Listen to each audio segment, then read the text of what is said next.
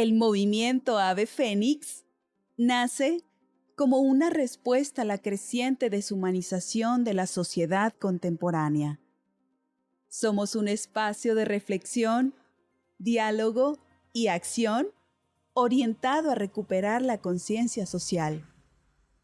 Inspirados en el símbolo del ave fénix que renace de sus cenizas, buscamos reavivar la esperanza y promover un resurgir ético en las personas y en nuestra comunidad. Nuestra convicción es que sí es posible vivir en una sociedad más humana, participativa y solidaria.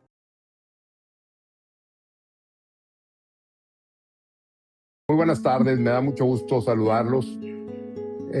Los esfuerzos que realizamos en el movimiento Ave Fénix para impulsar al individuo y los valores humanos que nos caracterizan como personas nos lleva a la ponencia del día de hoy, a nuestro ponente, que es un gran amigo de hace muchos años.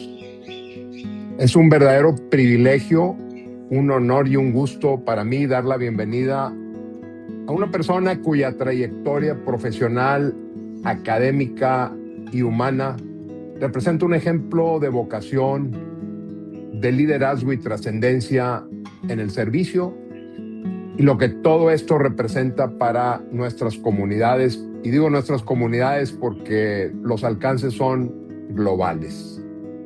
Nuestro invitado de hoy es egresado de la carrera de Administración de Empresas del Tecnológico de Monterrey, institución a la que dedicó nada menos que 52 años de trabajo, formación y servicio.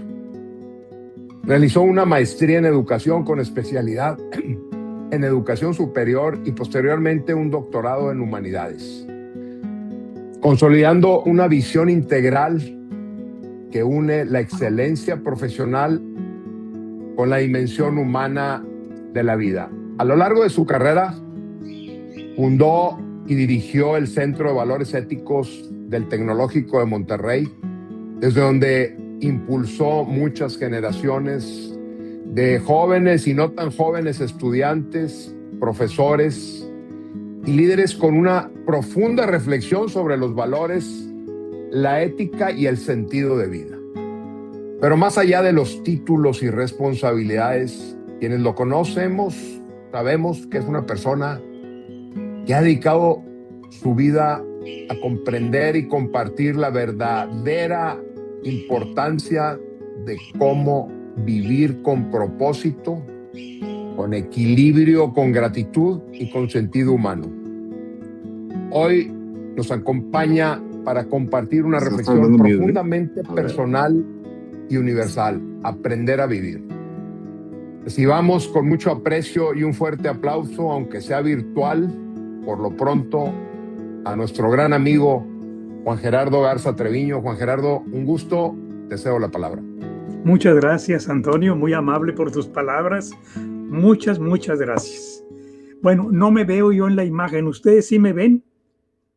Sí. Perfecto. Sí, ¿Me ven bien? Ah, perfecto. Sí. Aquí me veo muy reclutado. Perfectamente. Bueno, perfectísimo. No, pues en primer lugar, muchísimas gracias y los felicito por esta iniciativa.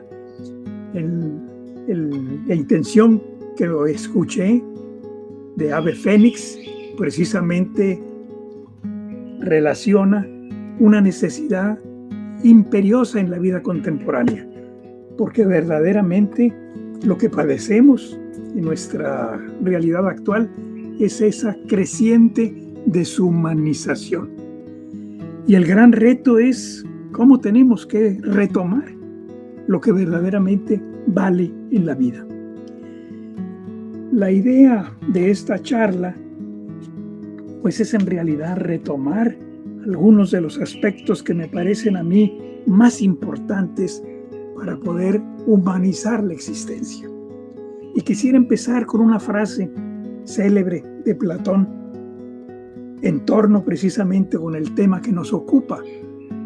Y la frase de Platón de hace 2500 años dice así: una vida que no es pensada es una vida que no merece la pena ser vivida.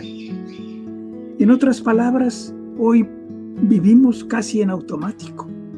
En otras palabras, no pensamos nuestra vida.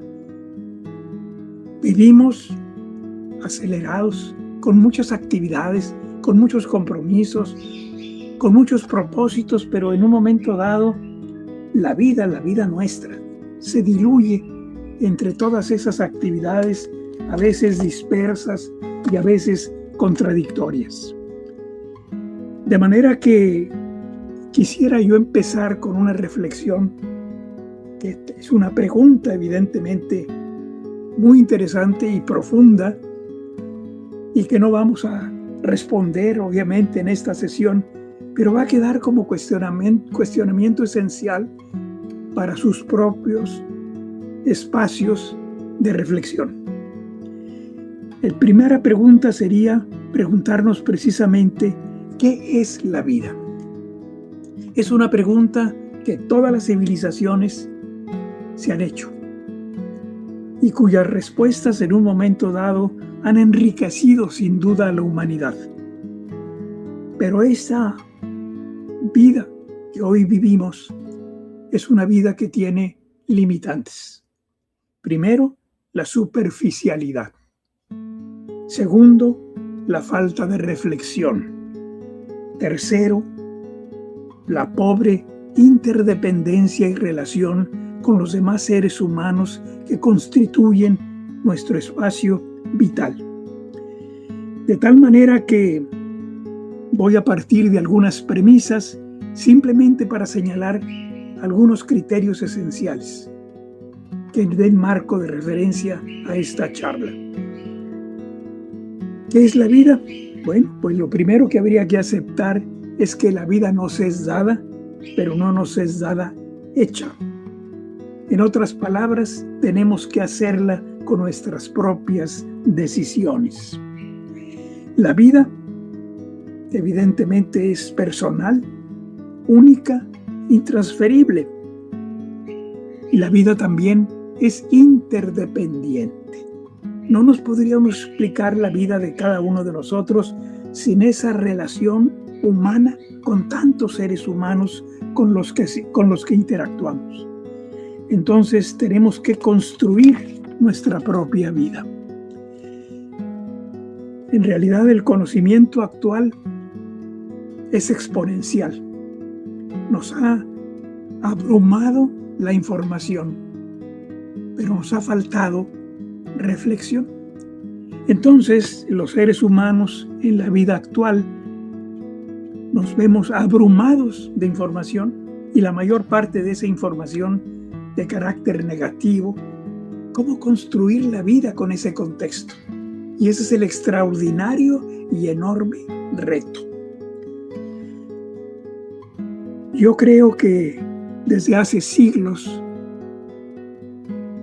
los filósofos describieron que los seres humanos teníamos algunos atributos esenciales y fundamentales que nos distinguían de todas las demás especies. Yo les diría, en primer lugar, el conocimiento. El ser humano es capaz de aprender, de hacerse preguntas, de cuestionarse la realidad que le rodea. Y luego, lo más importante, cuestionarse sobre su vida misma. ¿Quién soy? ¿Qué busco? ¿Qué pretendo? ¿Qué sentido tiene la existencia? Pero obviamente, ese contexto complejo hoy día, tenemos que abordarlo con algunos criterios.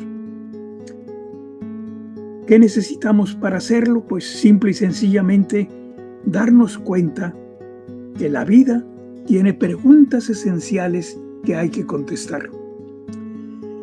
Todo ser humano, en alguna etapa de su vida, y particularmente en la adolescencia, nos hacemos esa pregunta.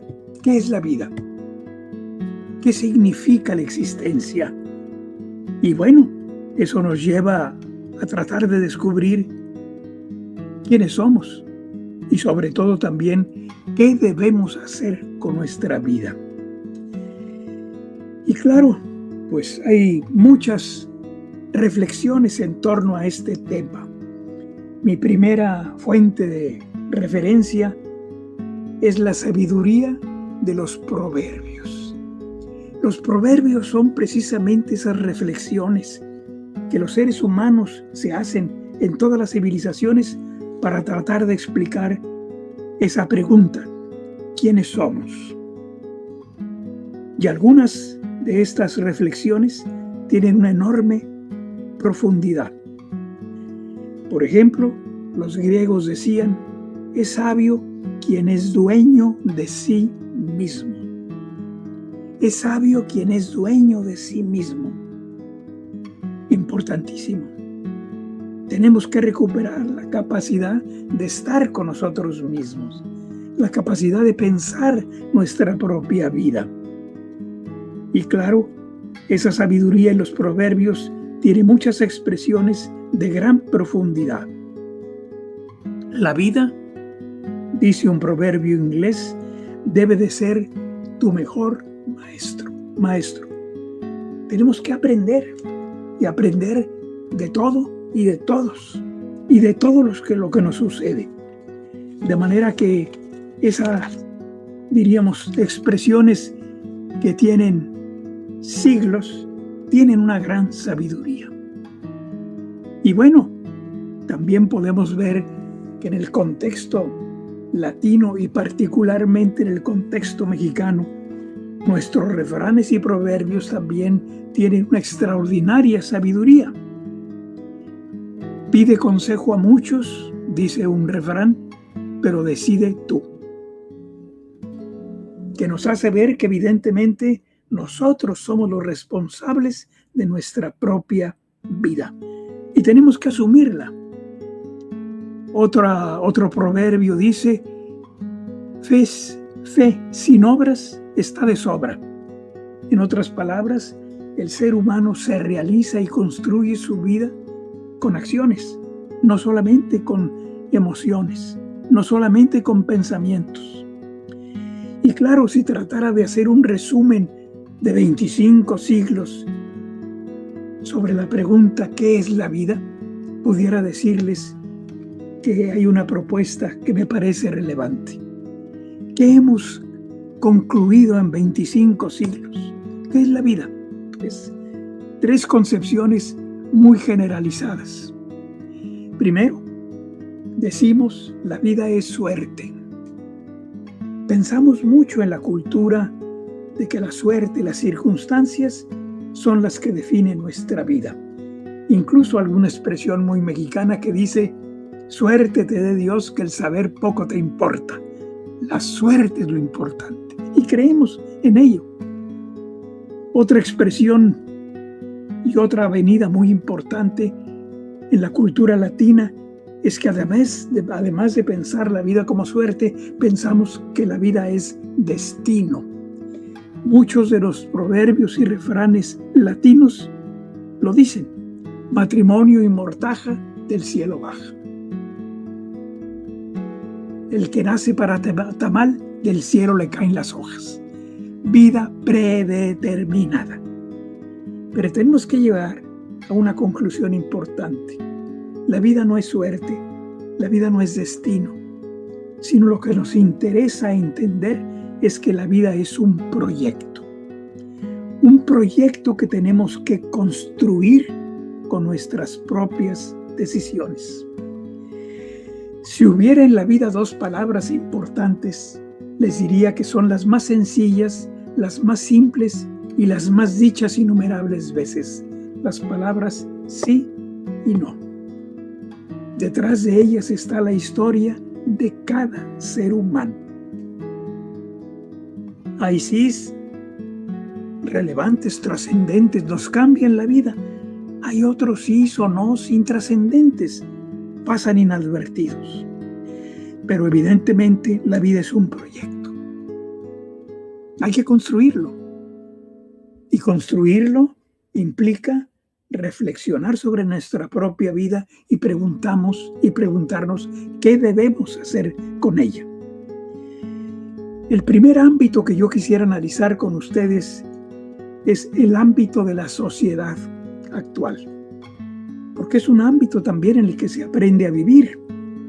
Y algunos de los rasgos que advierto en la sociedad contemporánea son los siguientes: exceso de información, pero ausencia de reflexión. Estamos abrumados de información, pero no la reflexionamos, no la cuestionamos, no nos preguntamos si tiene valor, si es trascendente, si es significativa. La información en exceso nos abruma. Un segundo rasgo de la época contemporánea es el desarrollo de la tecnología. La tecnología nos ha cambiado la vida, pero tenemos que comprender muy bien que la tecnología, por maravillosa que sea, y es extraordinaria, gracias a eso nos estamos comunicando en este momento, pero la tecnología, ahí no hay que olvidarlo, son siempre medios. Y el ser humano en la época actual no aprende a vivir porque tiene ausencia de fines. Ausencia de fines. La pregunta esencial es: ¿para qué vivo?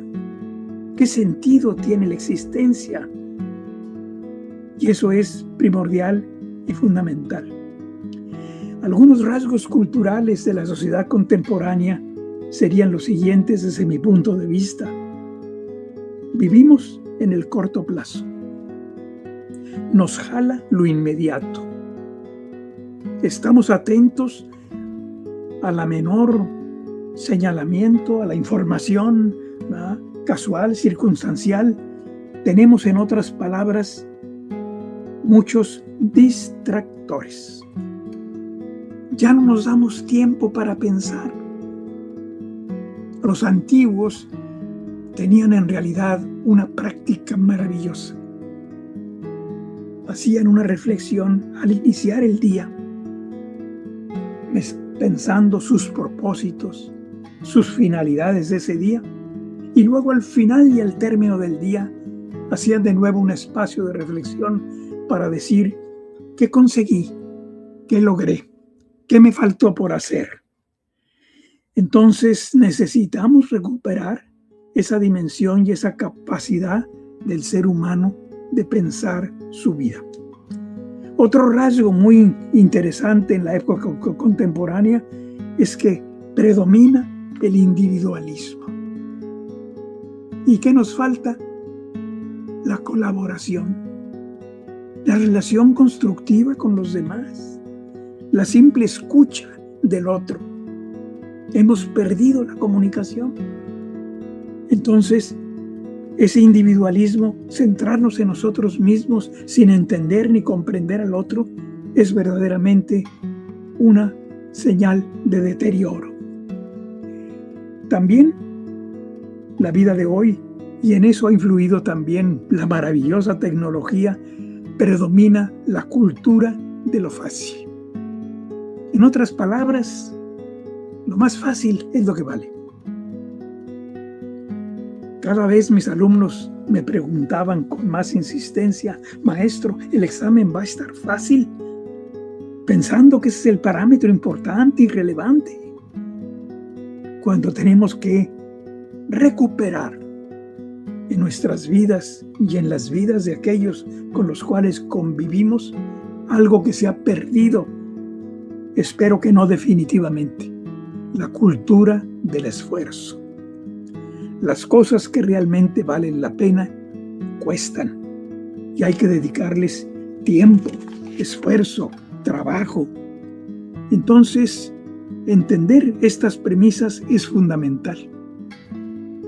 ¿Qué debemos aprender a vivir en la época contemporánea? 3 cosas. Los retos de la sociedad contemporánea son, desde mi punto de vista, las siguientes. Primero, recuperar nuestra vida interior. Ya no sabemos estar con nosotros mismos. Ya no tenemos esos tiempos de espacios de reflexión, de meditación, de contemplación. Entonces, la vida interior es primordial y fundamental. No nos podemos explicar la vida si no pensamos la propia vida, la propia existencia. Segundo rasgo, tenemos que reaprender a ser más solidarios.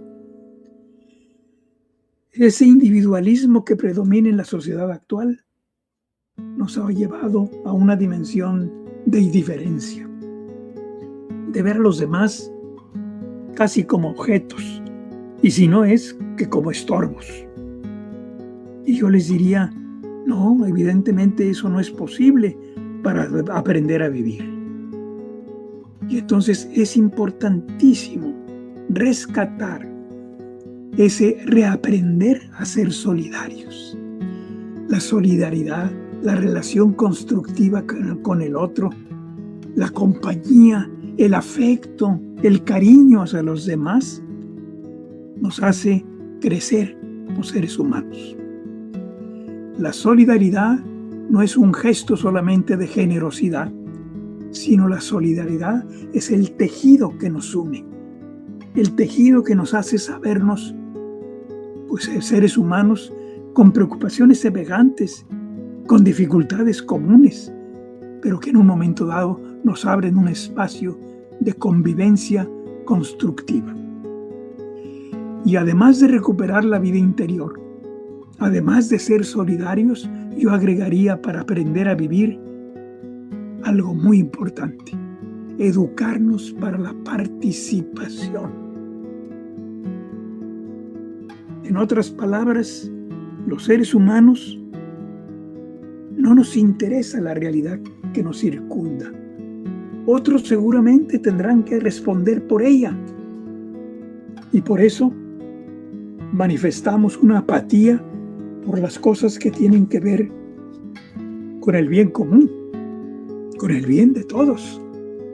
Y por eso también la apatía en rescatar el proyecto común que tenemos en cada sociedad, en cada comunidad, en cada barrio, en cada hogar.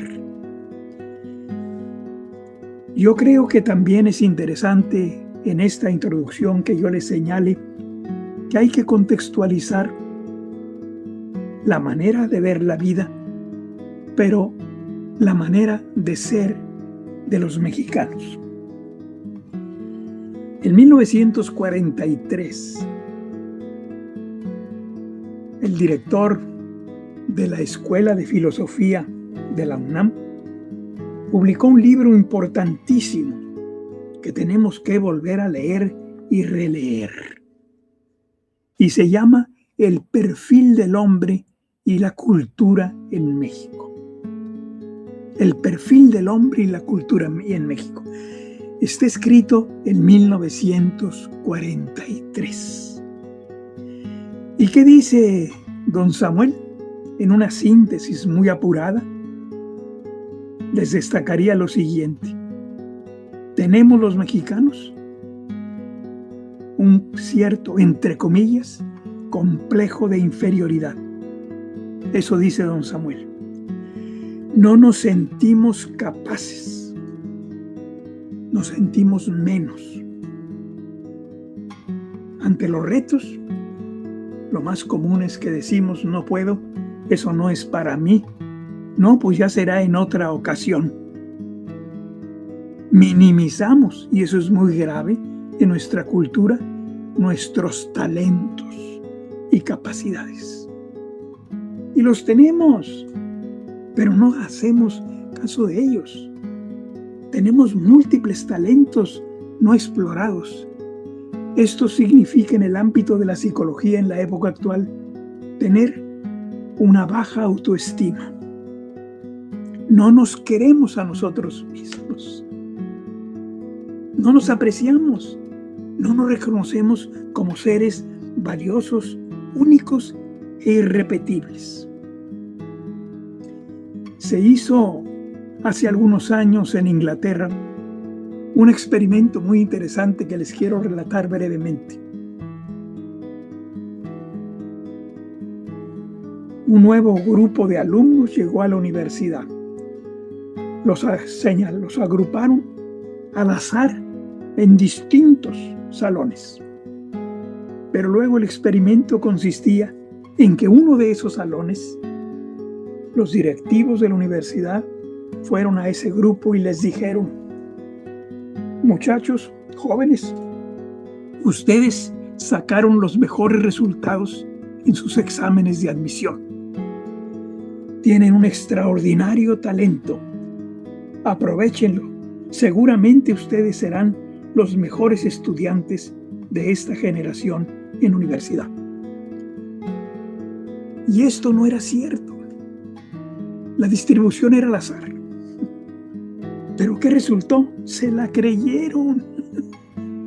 Y fueron los mejores estudiantes de esa generación. Eso se llama el efecto Pigmalión. Cree en ti mismo. Y entonces vas a poner lo mejor de tu talento, de tu capacidad, en tu desempeño.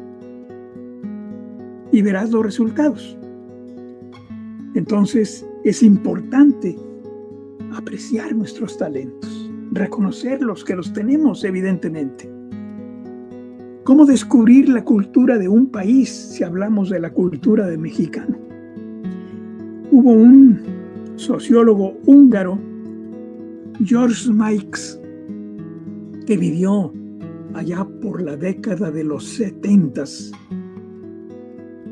Hizo una propuesta muy interesante.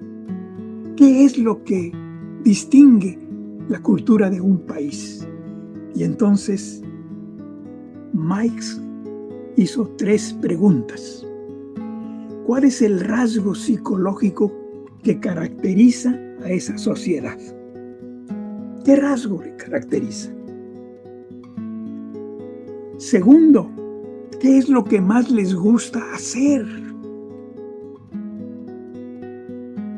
Y tercero, ¿en qué ocupan su tiempo libre? 3 preguntas fundamentales para conocer cualquier cultura. En el caso de los mexicanos, les diría: ¿qué es lo que caracteriza a los mexicanos? Y yo les diría: lo que nos caracteriza es la desconfianza. Desconfiamos de todos y de todo. Es más, lo más crítico, desconfiamos hasta de nosotros mismos. No nos sentimos diestros, capaces. Y eso es importantísimo. Cambia la vida. Entonces, nuestro rasgo principal es la desconfianza.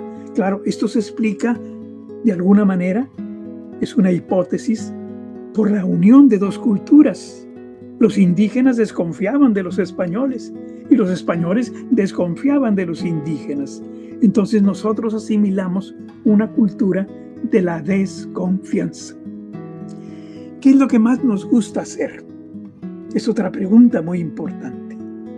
Lo que más nos gusta hacer a los mexicanos son relaciones. En otras palabras, las relaciones son importantísimas en la vida del mexicano.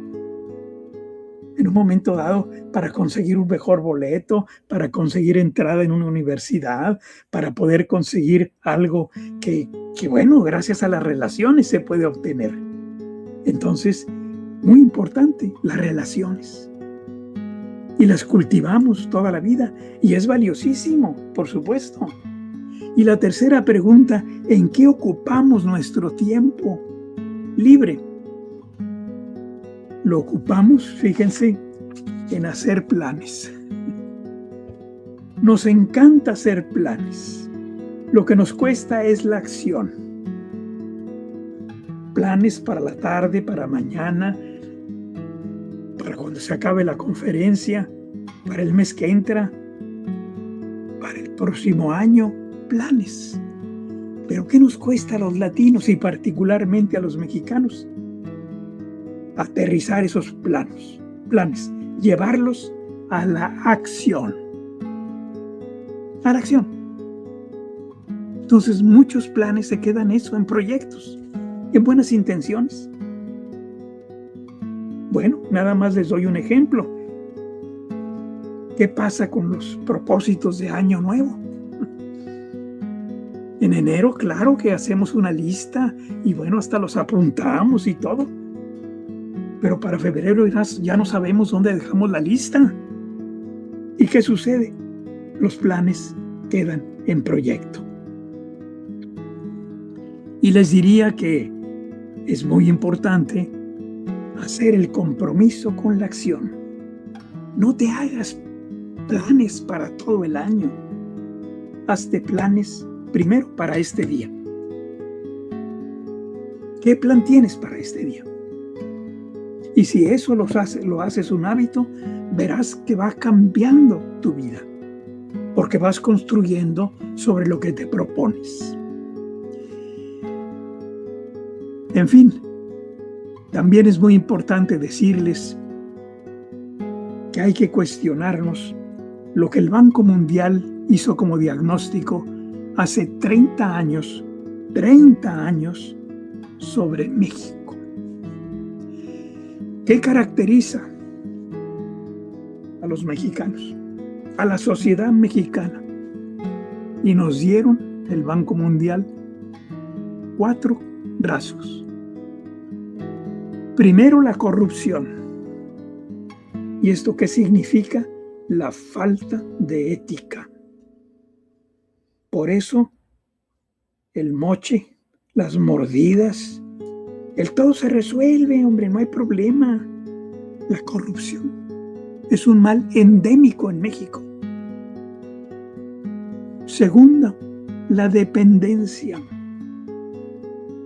Esperamos que otros nos resuelvan las cosas. La dependencia. Por eso hay una expresión que dice: a mí que no me den, que me pongan donde hay. Eso es dependencia. ¿Qué puedes hacer por ti mismo? Y hay ejemplos maravillosos aquí en México. Ahí tenemos, por ejemplo, en el norte del país, los menonitas, que han transformado una cultura donde viven. ¿Por qué razón? Porque tienen disciplina, porque tienen orden, porque tienen compromiso y porque no esperan que los demás les resuelvan las cosas. Tercer rasgo que dice el Banco Mundial: la pérdida de tiempo. La pérdida de tiempo. En México no hay prisa. Al rato llego. En un momentito. En 5 minutos estoy ahí. La pérdida de tiempo, que es el recurso más valioso que tenemos los seres humanos. Y por supuesto, pues desperdiciamos el tiempo. Y el cuarto rasgo no es menos importante para aprender a vivir: el conformismo. Este es crítico. ¿Y qué es el conformismo? Para mí, en una sola expresión, es la falta de reto. La falta de reto. Confórmate con lo que tienes.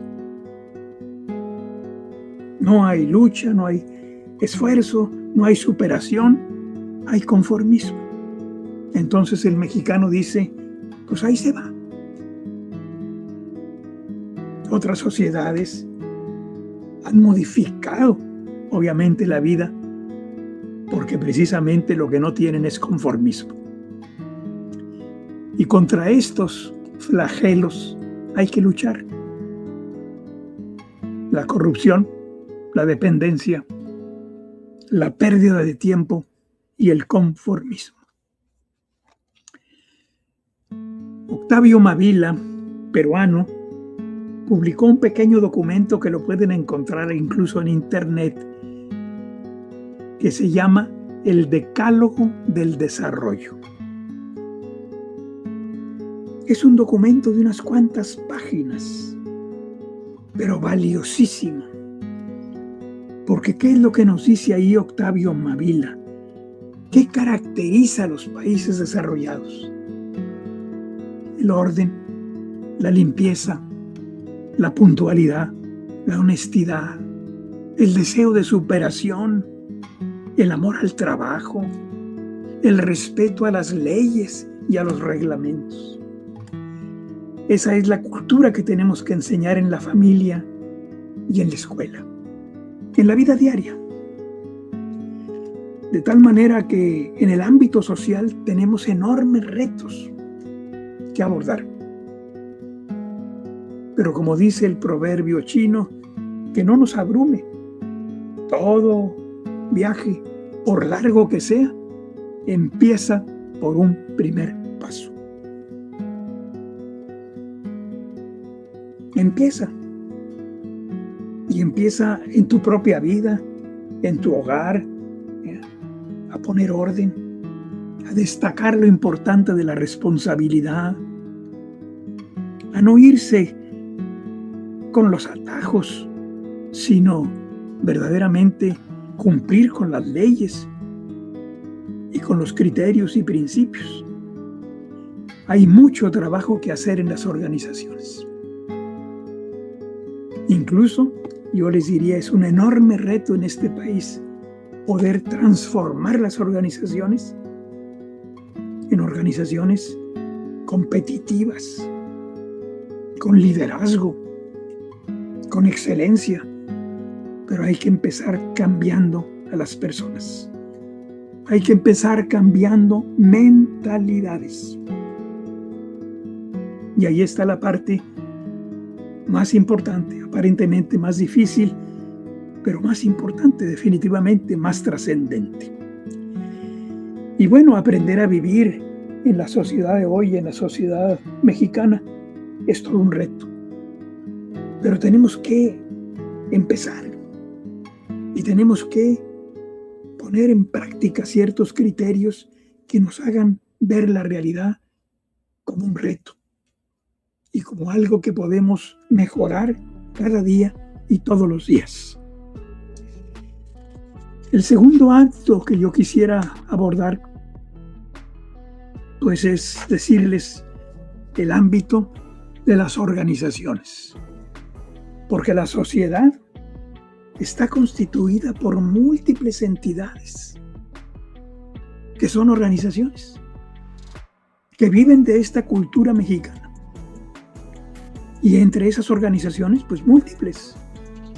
Las escuelas, las iglesias, los hospitales, el gobierno, la sociedad civil, los clubes sociales, etcétera, pues son organizaciones.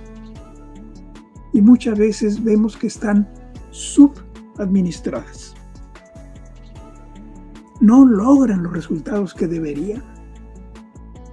¿Por qué?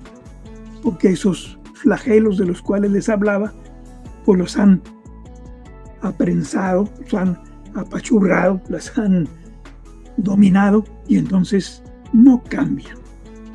A veces llega a una organización, un director, un gerente, etcétera, que puede cambiar esos paradigmas y entonces la organización se transforma. ¿Por qué?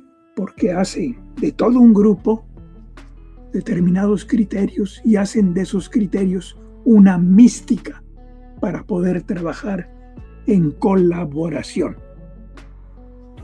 Que eso es fundamental. No sabemos trabajar en colaboración. De tal manera que aprender a vivir en las organizaciones es aprender a hacer las cosas de la mejor manera, hacerlas con calidad, saber optimizar recursos, apostarle al desarrollo, pero al desarrollo no solamente material, intelectual, sino también espiritual, que la gente crezca como personas, que crean en sí mismas. Y ahí está la gran diferencia. Cuando eso sucede, la organización se transforma.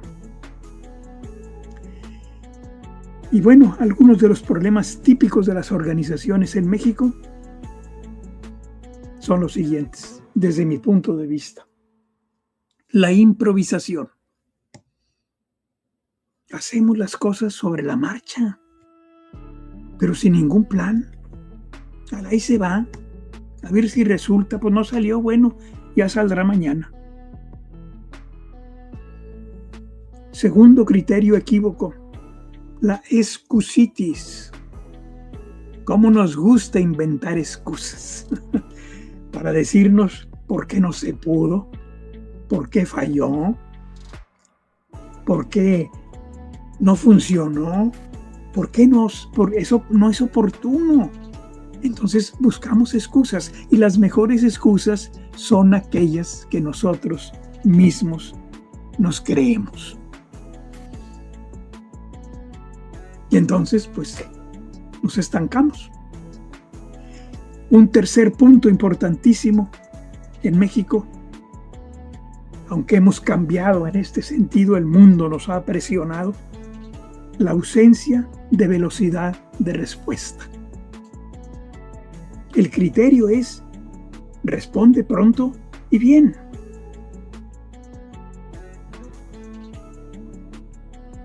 Nos encanta a los mexicanos no dar fechas, no dar plazos, lo más que se pueda. Yo le aviso, pues si no hay compromiso, si no hay un plazo firme, claro y acordado, pues claro que no va a estar. Y un cuarto rasgo importantísimo para mí es la rutina. Caemos muy fácilmente en la rutina. ¿Y qué es la rutina? Hacer las cosas de la misma manera porque en alguna ocasión nos dieron resultado. Y no pensar que hay una mejor forma de hacer las cosas. En el momento en que descubrimos que puede haber otras formas, entonces nuestro talento, nuestra capacidad y nuestro ingenio se potencializa. Y si no, seguimos con las rutinas. Así lo aprendí, así me lo enseñaron, así está bien. Y entonces descartamos un potencial importantísimo porque no probamos nuevas formas y mejores formas de hacer las cosas. ¿Cuáles son los retos para aprender a vivir en las organizaciones? Yo les diría, desarrollar en primer lugar el trabajo colaborativo. Trabajamos en un mismo departamento, estamos en una misma área de la empresa, pero no nos compartimos nuestros aprendizajes, ni nuestros logros, ni nuestros errores. Entonces, colaborar con los demás potencializa los logros y potencializa nuestro crecimiento personal. Importantísimo. Segundo, aprender de la experiencia. Aprende de todo lo que te sucede.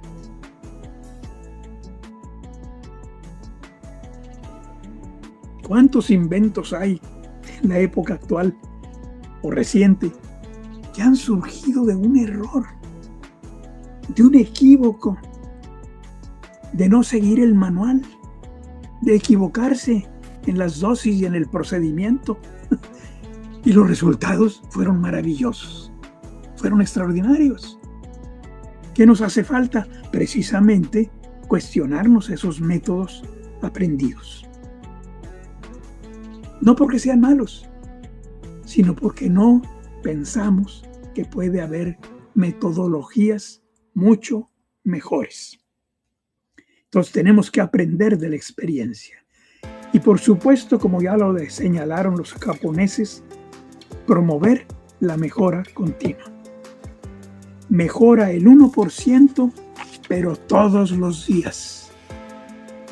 Y verás cómo al final de un año has transformado tu realidad y la realidad de aquellos que te circundan.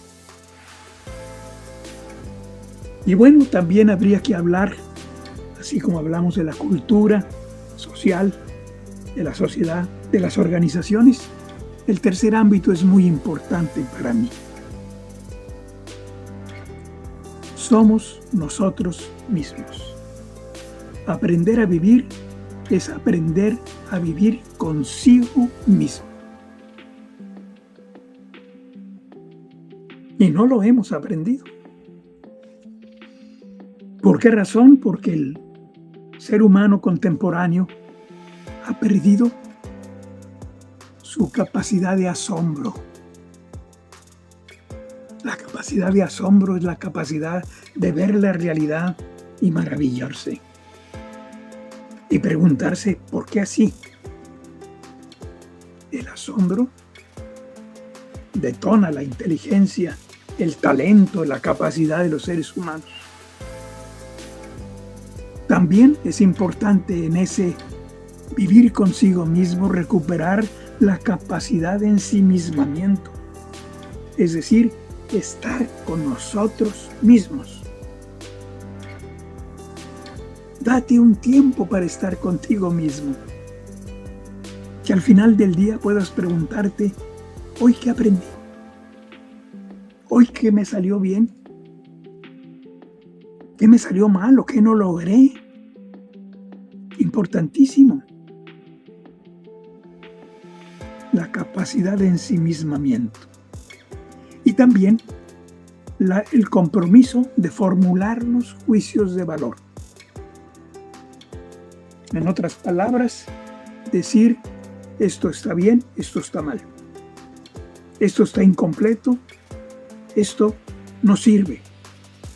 Desarrollar nuestra autocrítica, importantísimo.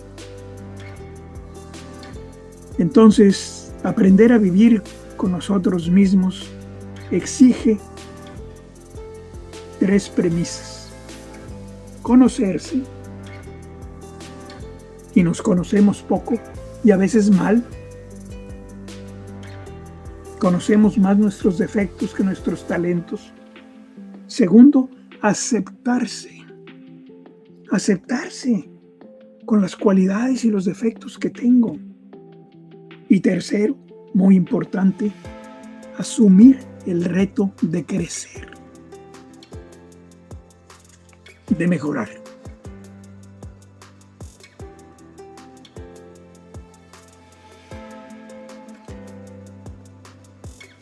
La pregunta en este tercer ámbito es muy profunda. Voy a hacer un señalamiento muy superficial. ¿Qué buscamos en la vida? Cada ser humano tiene que hacerse esa pregunta. Y entonces yo lo señalaría o lo explicaría diciéndoles, miren, lo primero que los seres humanos buscamos en la vida, si visualizáramos un triángulo, la base de ese triángulo tendría una palabra clave, bienestar. Bienestar. Queremos estar bien. No queremos incomodidad, no queremos dificultades, aunque a veces nos sirven y nos importan. Segundo, bien hacer. Las cosas que hagas, hazlas con todo tu talento y con toda tu capacidad. Y verás la diferencia. El tercer nivel es el bien ser.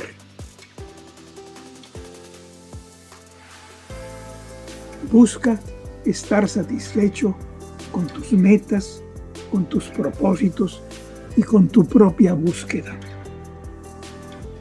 Y en la cúspide de ese triángulo hay otra palabra clave que a veces se nos olvida. Trascender. Trascender. ¿Y cómo trascendemos los seres humanos?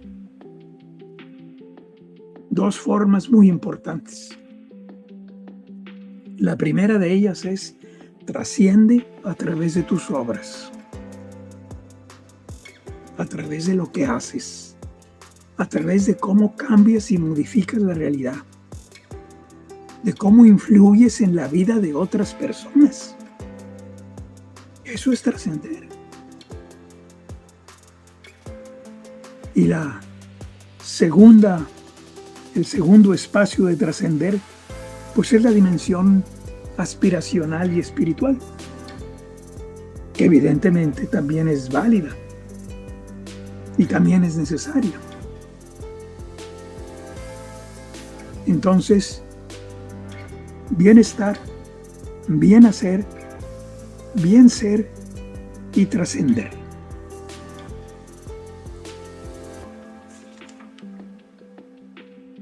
Quisiera, no sé cómo andemos de tiempo, ya se me acabó. Pues todavía podemos unos minutos. Sí, bueno, ¿Quieres cerrar? Sí, unos minutos para concluir. sí. ¿Está bien o...? No, sí, claro, no, yo por ustedes, porque no vi el reloj cuando empecé. Puedes seguir, Juan Gerardo. No, muchas gracias, qué amable, Tienes qué una amable. que está fascinada de oírte, así que... No, qué barbaridad, mientras no me cabeceen mucho está bien. Está excelente. Gracias, gracias. Y yo creo que aprender a vivir, fíjense, y esto es para dejarles una tarea, es desarrollar una filosofía de vida, que todos de alguna manera tenemos, pero muchas veces no la hemos clarificado, y mucho menos a veces compartido. Una filosofía de vida.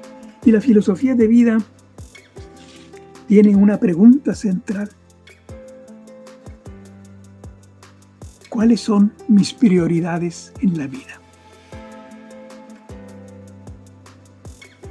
¿Qué es fundamental? Primordial.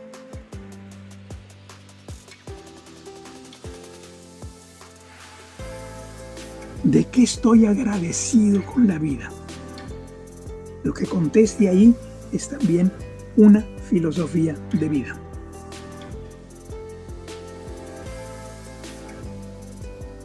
¿Cuáles han sido en mi vida los principales aprendizajes?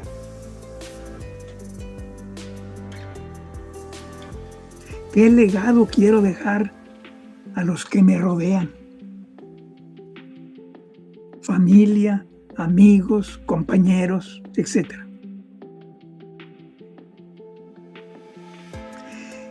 ¿Qué experiencia o vivencia me gustaría recordar siempre? ¿Qué experiencia o vivencia me nutre, me hace feliz y me gustaría verdaderamente recordar siempre? Quiero recordar a José Saramago, Premio Nobel de Literatura, que sus primeras palabras al recibir su premio Nobel fueron las siguientes: debo hacerles una confesión. La persona más sabia que yo he conocido era mi abuelo. Y mi abuelo no sabía leer ni escribir. Y es la persona más sabia que he conocido. Fíjense qué reflexión tan trascendente. Porque a veces está ahí esos aprendizajes y hay que rescatarlos y documentarlos.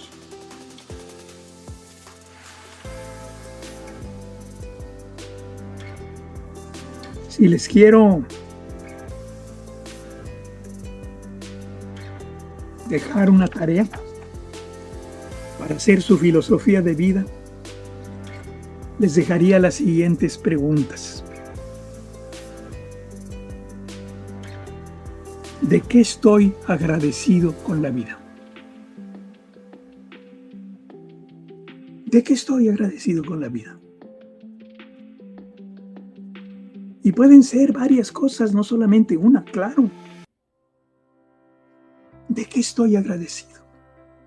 ¿De qué debo dar gracias?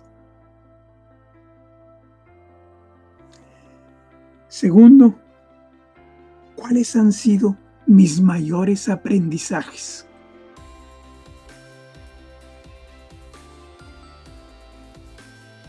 ¿Qué he aprendido en la vida?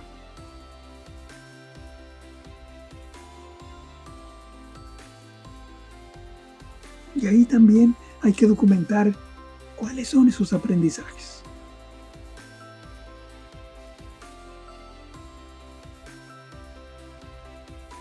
¿Qué legado quiero dejar a los que me rodean?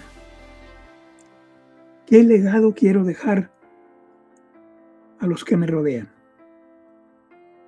Que es también pues, una reflexión muy importante.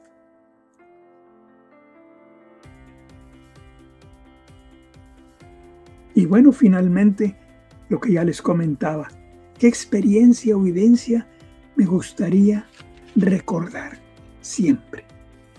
Tener presente siempre en mi vida.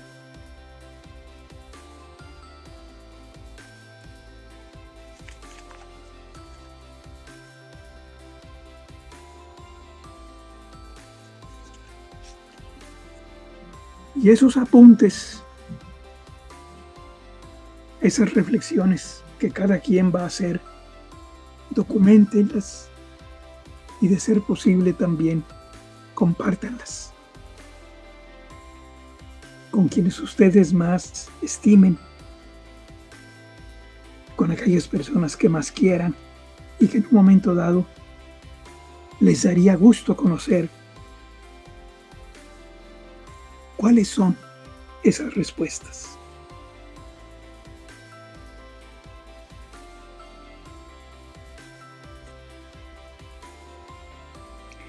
Y les diría como conclusión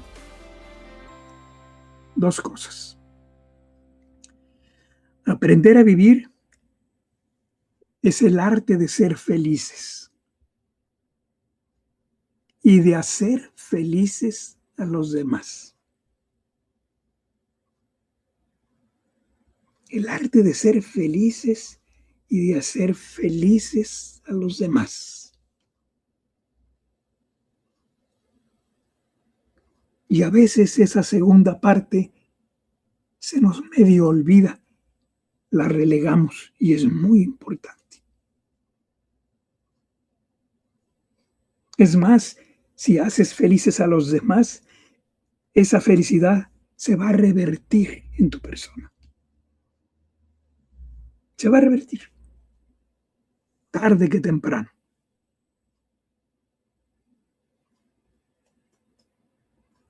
Entonces el arte de vivir es el arte de ser felices y hacer felices a los demás. ¿Y qué significa ser feliz? Los clásicos nos decían, si quieres ser feliz,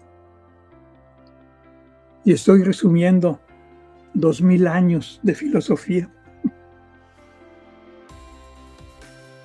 busca siempre en la vida algo que hacer, porque el hacer es poner en juego tu talento y tu capacidad y mejorar tu realidad y la realidad que te circunda. Algo que hacer.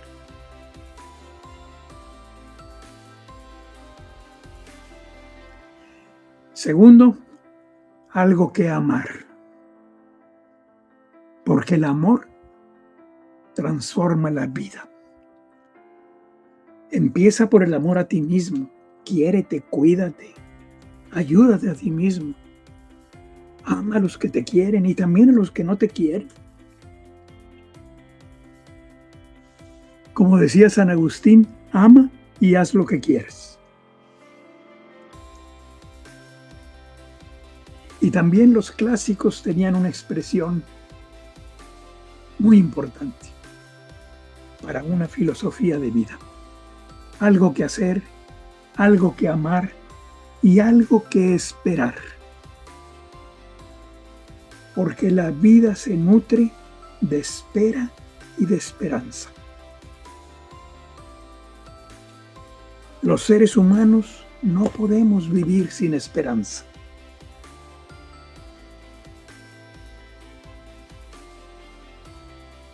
Tener tenemos que construir nuestras pequeñas y grandes esperanzas, porque de ello depende el futuro y en gran parte nuestra felicidad.